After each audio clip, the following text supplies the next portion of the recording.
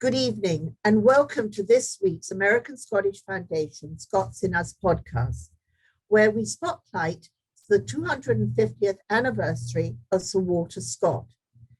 Celebrations are about to kick off over the weekend of August the 14th with ScottFest 2021. And we're very grateful that we are able to be joined this evening by Giles Ingram, Chief Operating Officer of Abbotsford. He will discuss with us the importance of the year ahead and of Sir Walter Scott's works. We are then joined by Dr. Bruce McLean, who is the Manuscript Curator and Scott Specialist at the National Library of Scotland. But first, let us join Giles Ingram to hear more of Scott and the year ahead. Giles, thank you for joining us today at this very busy time as you begin to approach the year of celebration of Sir Walter Scott. Can you begin by speaking to his legacy and the way he is held in such high regard 250 years on? It's lovely to speak with you today, Camilla, and a big hello to all our listeners. Yes, absolutely delighted to talk about Sir Walter Scott from sitting here in Scott's home at Abbotsford in the Scottish borders. Walter Scott remains such an interesting person for people today and remains so relevant in so many ways. I think for me, principally because not only was he a literary genius who gave the world so many fantastic novels and poetry that endures to this day, but he was also a very human person. The questions that he asks and poses in his writing, but also the challenges that he went through individually, in spite of the wealth that he accumulated as a self-made man through his storytelling, which he lost during an economic crash through no fault of his own, and the personal struggle that he had with depression through his life. He's a very human person who is very approachable and very understandable. And the more you get to find out about him, the more you're in awe of his genius, and the more you feel in touch with the man, because he battled with so many things that we can today see as timeless and equally as relevant now as they were 200 years ago. So Scott is not just about his novels and poetry. Scott painted this wonderful canvas of characters. And a lot of that came out of the fact that he was so connected to his community, so involved in things. He really enjoyed being a part of everything. And from what I gather, he was a great host. He loved being a part of everything.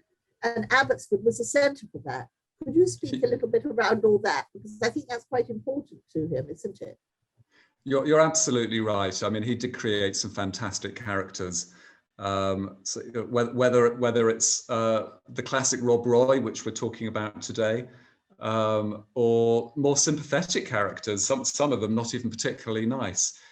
I mean, he created quite a few, because he went on to write an astonishing 28 novels in 18 years, published almost twice as many bestsellers as Charles Dickens in half the number of years that Charles Dickens did that, and created the whole genre of historical fiction, placing fictional characters in real historical events, and a genre which we see repeated today with the likes of Outlander and Game of Thrones, where their writers recognise a debt to Sir Walter Scott.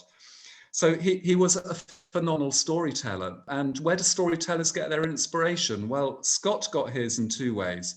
He got them from his collection of incredible historic artifacts which line the walls of the house here in Abbotsford, but he got them from being an incredibly sociable man. This is a man who I'm in awe of. I mean, his diary must have just been, how he had so many enough hours in the day is beyond me.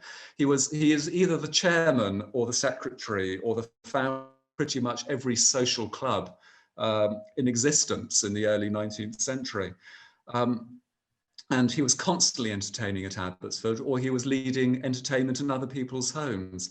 But he was an incredibly approachable man who loved listening to other people's stories, and so many of those stories found their way into his books. And Giles, you're going to do us give us a wonderful treat. You're going to read to us an excerpt from Rob Roy before we return and hear a little bit more about Abbotsford and all that is going to be planned in the coming year.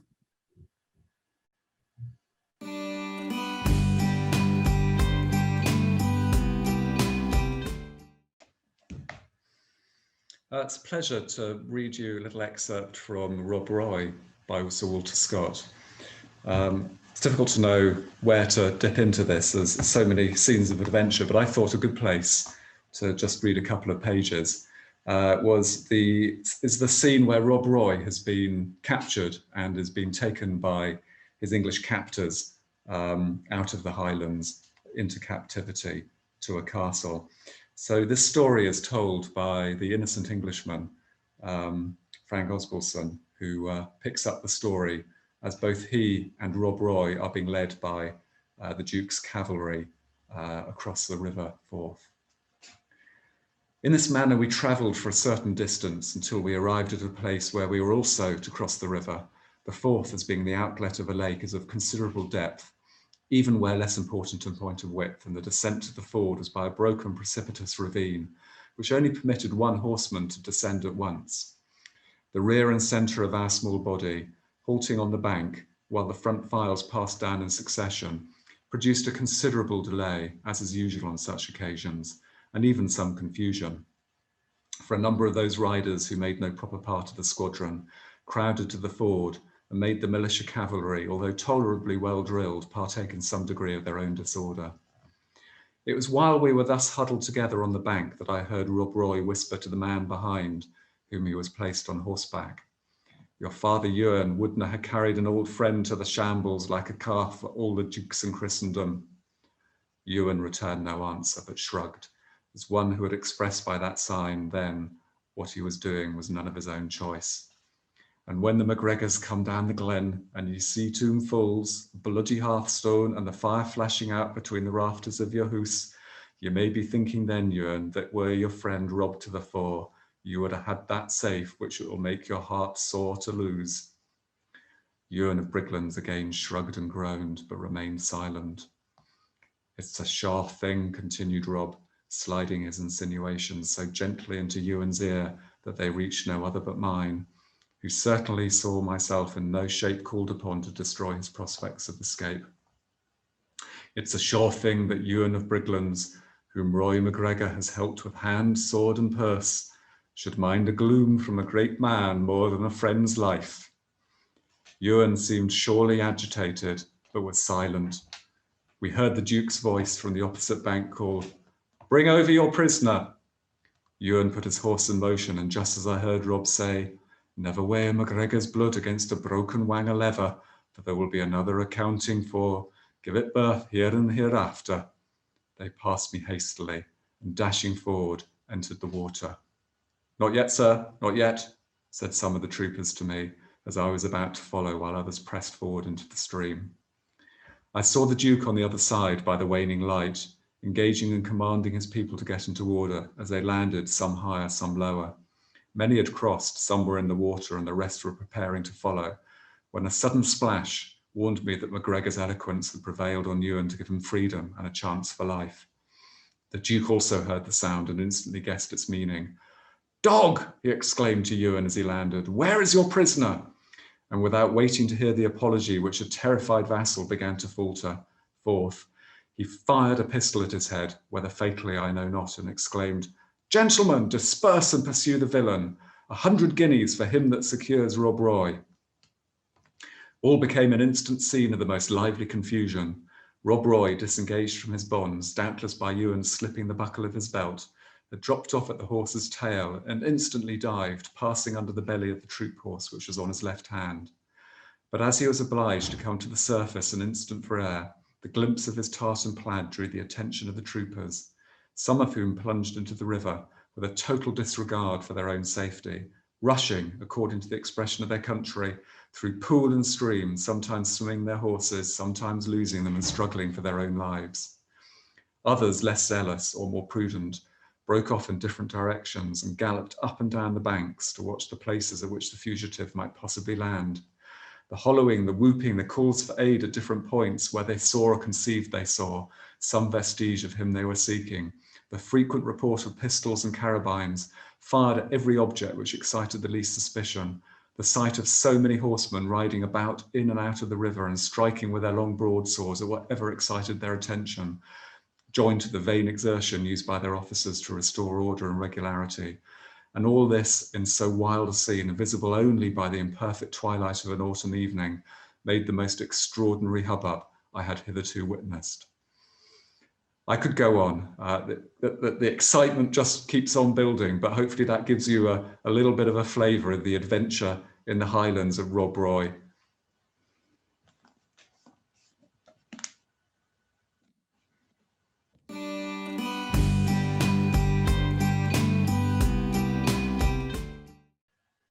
Thank you so much for that, Giles. That was wonderful. And now we rejoin you as we think about all that is ahead. And if you could tell us a little bit more about what is in store for the visitors and for all of us across the world as you celebrate the 250th anniversary of Scott. If we'd love to take a moment to go back to the launch at the Tower. We're going to give people a little glimpse of that and insert the flashback to that. But can you tell us a little bit about what is in store? Absolutely. So I'm delighted that you're going to take us back to the international launch, which we did in March of this year, which was dramatic lighting of Smailham Tower, which is an old fortified tower which sits on farmland which was farmed by Walter Scott's grandfather, and where Scott spent much of his childhood. He was sent there for his health because he suffered from polio. His family sent him from a rather unclean Edinburgh to the more healthy country air. But it's a stunning location with views across this ancient and often fought over land, as you'll see from this video. And what is in store for us in the coming 12 months? You have some events that are going to start later in August, but we're going to be dovetailing almost the celebration of Scott's 250th with the Year of Scotland Stories, which will begin taking shape in the next few months into next year. So what is being planned?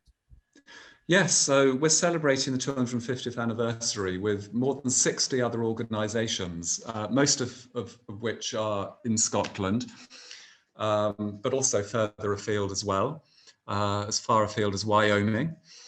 And we've got a website which is walterscott250.com, which we've pulled together all the events and activities that those partners are planning. Now, for anyone listening who is going to struggle to travel this year, hopefully you'll be able to in 2022, but for anyone who will be struggling to travel, there are quite a few events on there which are online events as people have responded to COVID. Or there are also many ways to commemorate the anniversary yourself. So whether it's with purchasing the limited edition Rob Roy publication, or just launched yesterday the new Sir Walter Scott collectible coin by the Royal Mint. And if you really fancy splashing out, you can spend anything between £20 or £1,000 for the full gold one. But looking at it as I speak now today, looking at our events listing, we've got a range of tours and talks which investigate and bring to life so many aspects of Scott's life and influence, whether the first one here I see is a talk from Elizabeth Gaskell's house, celebrating his influence on her writing, another giant of the 19th century. We've got musical concerts, we've got ballads, opera, theatre, from August all the way through to March. The retuning of the Harp of the North by the University of Aberdeen, for example, and plenty more. I mean, Abbotsford is going to be on his birthday weekend, August the 14th and 15th. Our big event of the year is going to be a 2-day family festival called ScottFest. We're taking our inspiration from his book Ivanhoe, with jousting and archery and gunfire and falconry. But next year, when you've probably got a better chance of travelling, we're going to be having our second ScottFest. We're going to be taking our inspiration there from the fact that that will then be the 200th anniversary of when George IV, the first monarch to come into Scotland for 150 years, set foot into Edinburgh for a period of festivities masterminded by Sir Walter Scott. So there's going to be plenty of partying, taking our inspiration from 200 years ago and Sir Walter Scott's plans for the monarch. And so next year, lots of practical ways to get involved. And we've spoken already about how we're going to be talking to you and working with you, we hope, around the George IV visit, because of course Sir Walter Scott was so influential in all of that planning, and also at the huge resurgence, the whole launching of tartan in such a large way. I mean, he really focused and the whole idea of the tartans and the clans at that time, didn't he? He did, absolutely. And it's funny, isn't it? Because tartan is so taken for granted now as a symbol of Scotland. But actually, at the time, it had a pretty, many of our listeners, I'm sure, will know this, had a pretty fraught recent history before George IV's visit, which was in 1822. And for a period of time following the Jacobite uprisings, it had actually been made illegal to wear tartan. When it was legalized, it was only really worn by certain Highland regiments, and it had really fallen out of favor and out of fashion. People really didn't want to wear it. So it was actually Scott declaring that tartan was going to be the dress of the centerpiece ball of George IV's visit, and insisting that everybody needed to wear tartan in some form. And there were some quite creative takes on that, it has to be said, especially from Lowland Scots who perhaps didn't have the heritage to draw on directly. But that was what kick-started tartan then becoming highly fashionable. And such as Walter Scott's fame was it just took off from there. And we are where we are today. Well, all of this, there's so much that's going to be coming up in this next 12 months, and we're going to enjoy being able to check back in with you and discuss more with you. But our very best wishes to you and to Abbotsford as you kick off the first ScottFest. And we really do hope that many more of us are able to be there in person with you next year. It's sounding wonderful, and we will be sharing that with our listeners. Will they be able to see it streamed at all? Are you going to be, doing that in any way, as you did with the launch with the tower? For the ScottFest event itself? Yeah. I'm not sure if there's going to be a film as such or a live film as such, but we'll certainly be posting a lot of video and imagery from it from the Saturday morning when it's on. And hopefully, I mean, do enjoy that and have a look at it, and you'll love the environment. Thank you. And hopefully that'll be a taster of something when everyone can actually get on a plane and actually get to places and put their hands on things. Would love people to come across and join in next year, because we'll be making sure that in hopefully more of a post-COVID world, we can provide everyone with a lot of fun. We're really looking forward to that. And we're also looking forward to being able to share more of the treasures that you have at Abbotsford, because it really sounds the most wonderful visit for everybody to plan to do. So, and where should they go? Abbotsford.co.uk? What is the website again? Could you? So abbotsford.com. Oh, we're now.com. Good. Okay, lovely. Thank you so very much, Giles, for taking the time. Thank you very much.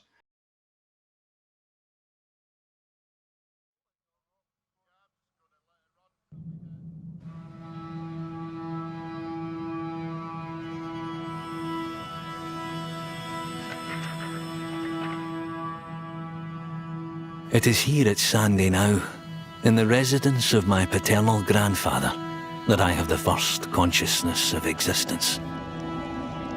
My own enthusiasm was chiefly awakened by the wonderful and the terrible, the typical taste of children.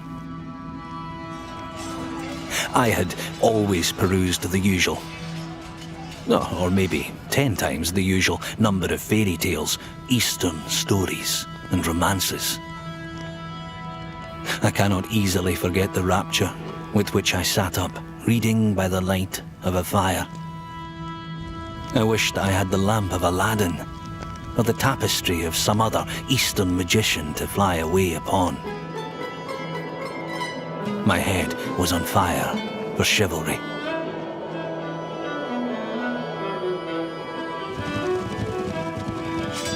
I had an early partiality for the tales of my country, and an intimate acquaintance with its wildest places.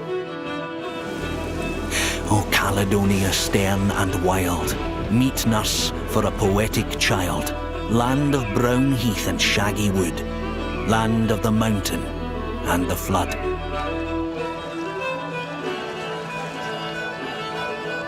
The love of solitude was a passion of my early youth. When in my teens, I used to fly from company, to have visions and imagine airy castles of my own. Show me an old castle or a field of battle, and I was at home at once, and I filled it with its combatants in their proper costume. Then rise those crags, that mountain tower, which charmed my fancy's wakening hour. But I have remained a child even unto this day, and thus I decided to make my bread by storytelling, and honest bread it is. I will dig in the mines of my imagination to find diamonds. These are magic leaves we spread.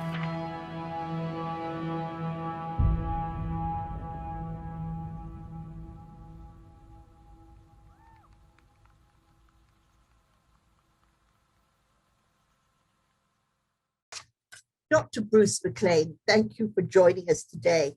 I'm very excited to hear from you about some wonderful manuscripts you have brought up from the vaults for us to have a look at, so rarely seen.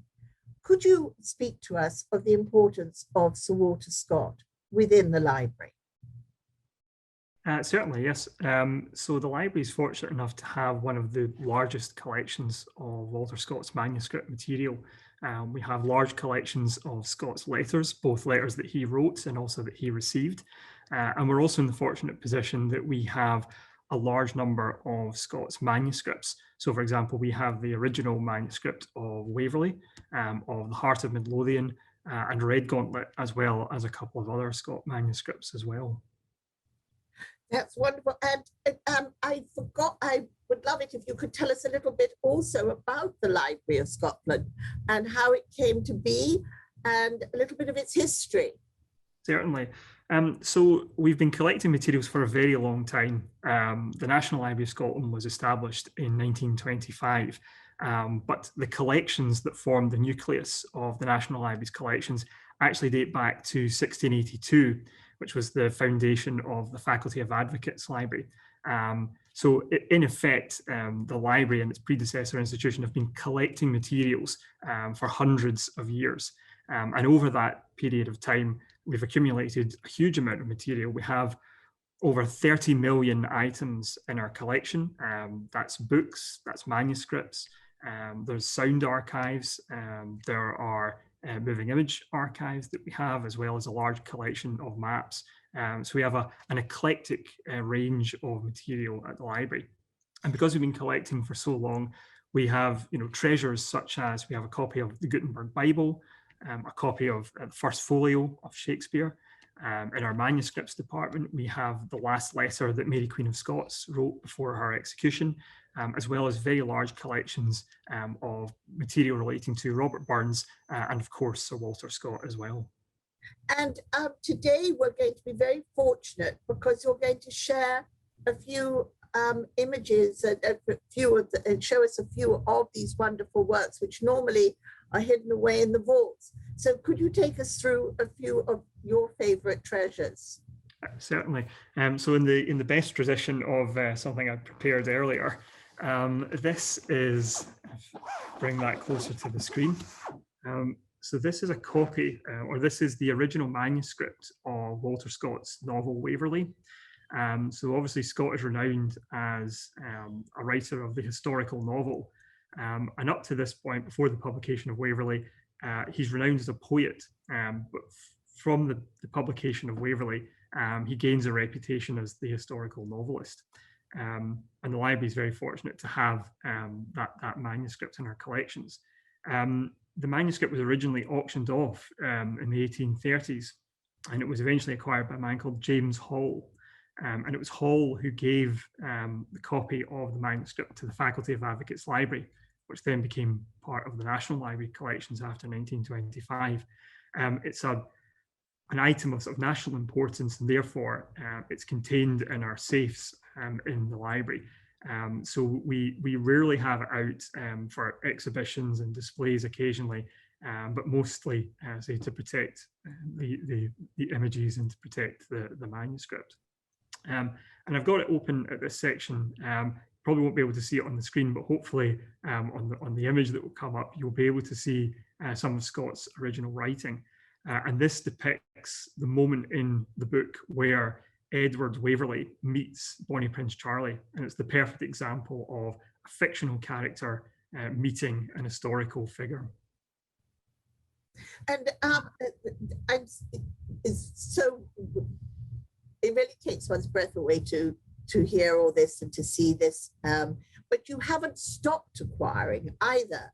So at the moment, there is a very large effort underway amongst several of the institutions which you're leading on, I believe. You stopped the sale at Sotheby's of a collection, and now there is an effort underway to raise, I believe it's over £20 million. And there are certain works that you are, as the National Library of Scotland, are particularly keen to see acquired for the nation. Certainly, yeah. So the material is part of the Hornersfield collection, which was a collection that was amassed in the late 19th and early 20th centuries. It effectively has been inaccessible since the 1930s and has recently come up for auction, as you say.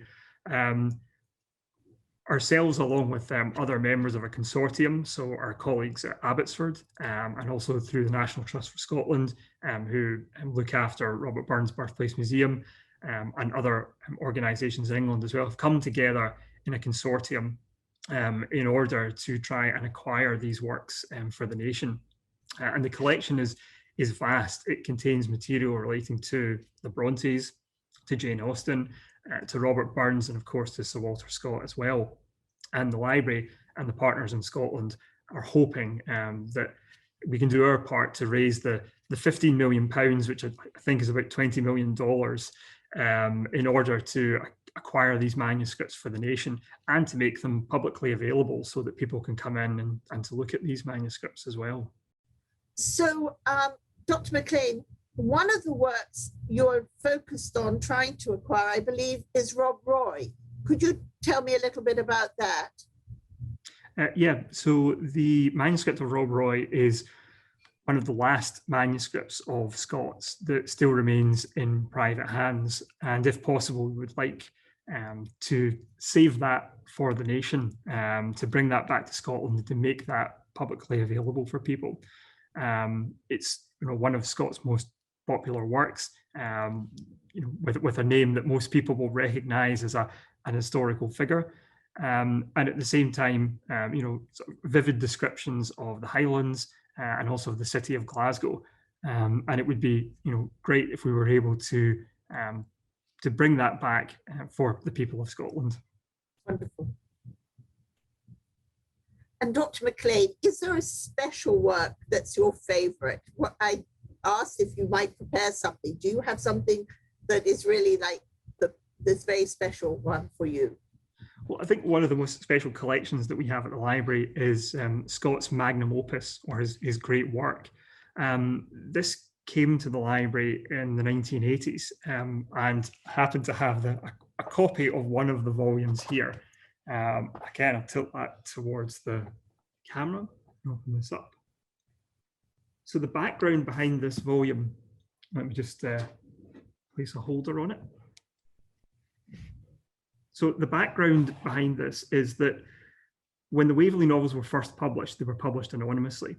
Although it was sort of the worst kept secret in the literary world that Scott was indeed the author of those novels. But after a financial crash in the 1820s, Scott was effectively encouraged to come forward as the author. And by doing so, interest would be generated and he could sell more copies of the works. And this is where the Magnum Opus comes in, because it was originally blank copies of the text, which Scott himself went through and made additions and amendments to the text. So again, hopefully you'll be able to see on the screen that Scott has made alterations and changes to the text. And this forms the basis of the Magnum Opus works, which were published right at the end of Scott's lifetime. And there's an interesting story in terms of how they came to the library. They were originally part of a collection owned by Robert Cadell, who was Scott's publisher. And after his death, they were passed on to A&C Black, publishers in Edinburgh. And they remained in Edinburgh until 1929, when they were sold to an American collector.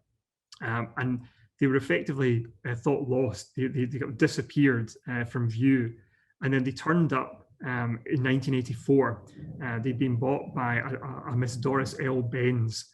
And after her death, the library formed a consortium with like-minded parties and was able to raise the funds in order to bring the books back to the National Library, which they were able to do so in the 1980s. So a very special collection of items relating to Walter Scott.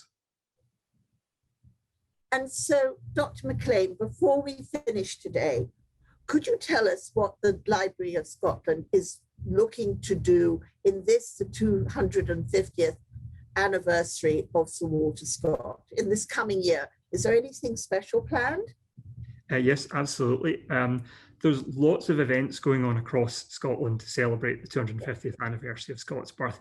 And as one of the sort of major repositories of Scott's holdings, I think the library is absolutely committed to celebrating the life and the achievements of Sir Walter Scott.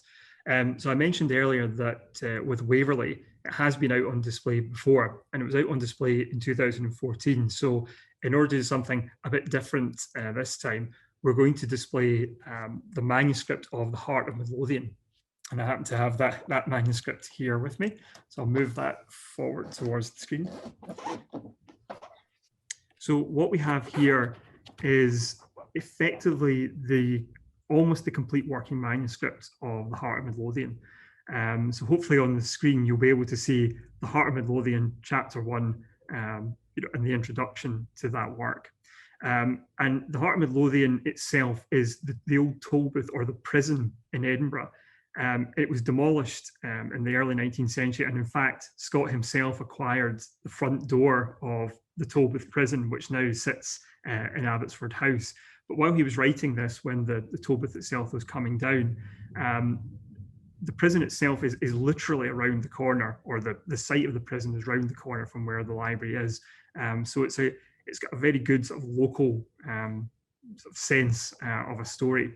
And again, what Scott did was that he built in a lot of the historical events of the time, and these form part of the novel as well.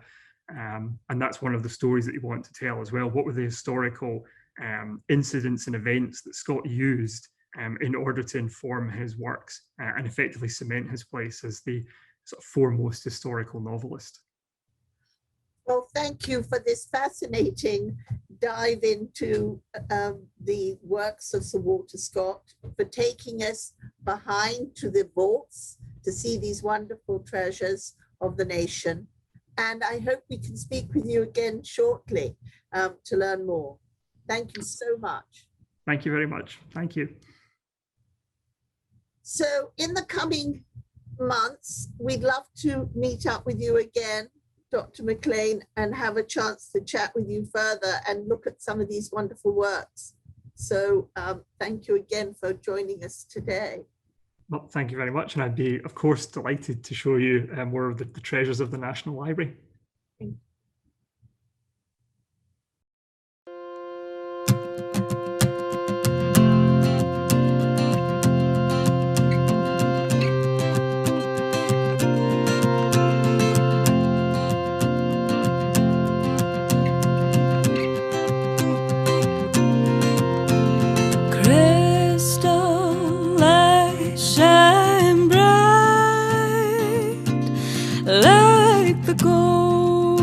gold you have received, standing tall in laurel wreaths, uncovered arms and legs to make a change. Rearrange your thoughts on physical form. She's on the winning platform, breaking records, breaking hearts. She acts just like us all. Look too deep into her eyes and love will surely fall. She's a winner, so don't lose her. She's a talent, but she hides it. She's the belle of the ball. She's the belle of the ball.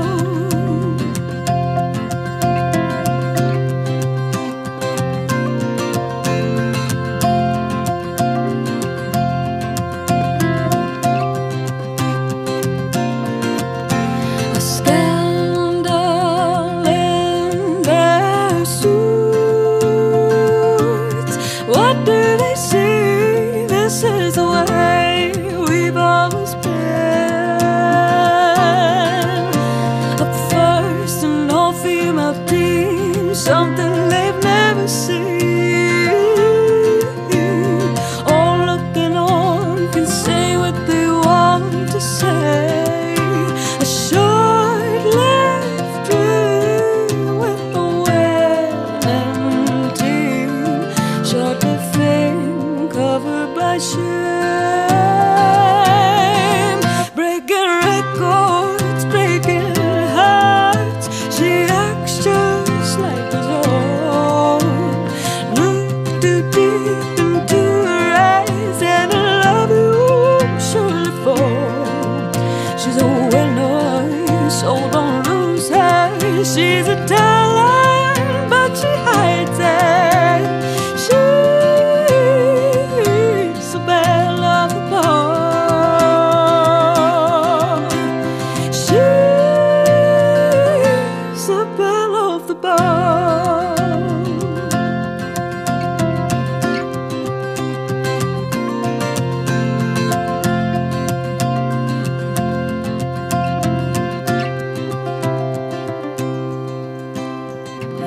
Records set but quickly forgotten.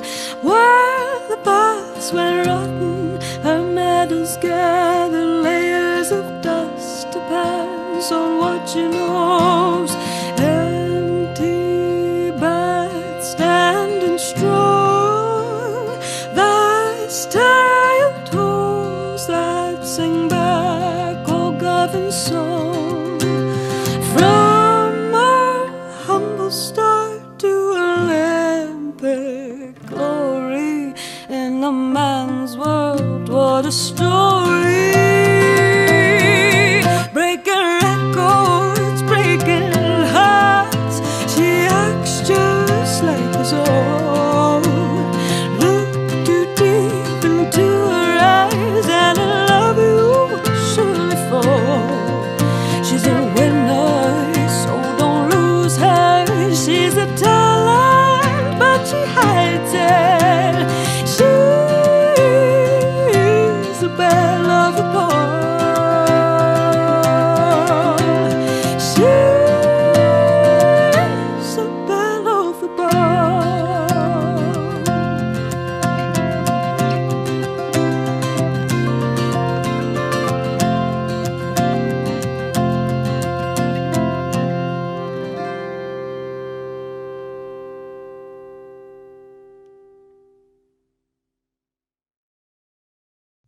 Thank you for joining us today, and a special thank you to our guests, Giles Ingram and Dr. Bruce McLean, for joining us. Our Scots in Us podcasts are released every 2 weeks, and we now have a library of over 30 podcasts for you to choose from and refer back to. Join us on your favorite podcast platform or on YouTube, and follow us, we hope, on Facebook and on our website, AmericanScottishFoundation.org. Thank you. Till next time.